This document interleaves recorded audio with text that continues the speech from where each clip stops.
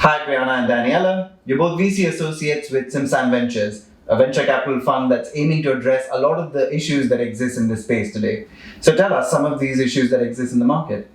Well, this is quite a controversial topic, but you will find many criticisms of the VC world are true. The sector is mainly dominated by bankers and consultants, so it's extremely difficult to break into the ecosystem or even get an internship when you don't come from those backgrounds.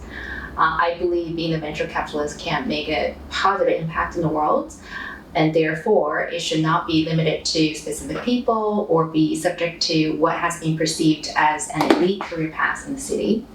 I myself, living proof, I used to teach math in New York City before making a transition into VC. Wow, really? Yeah, honestly.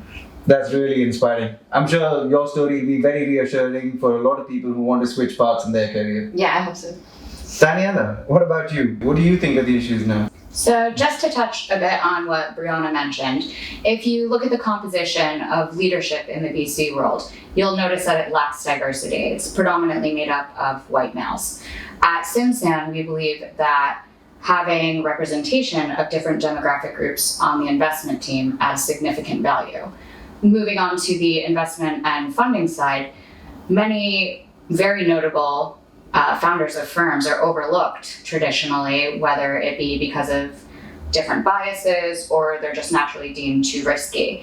So we start to notice that funds are going to the more privileged, and that's diverting them away from also well-deserving entrepreneurs who come from different backgrounds, whether that be an immigrant, maybe it's someone who's got a lesser education, or even women per se.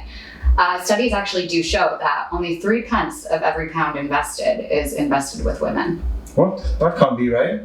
It's right, and it's a shocking statistic. However, if you look at different case studies of startups, you'll notice that some of the most triumphant do come from those non-traditional backgrounds, whether it's an immigrant, whether it's a minority, or it's someone who has no college education, or it's even a woman. Yeah, I'm guessing Simsan wants to find a lot more of these success stories. Yeah, We do. Definitely.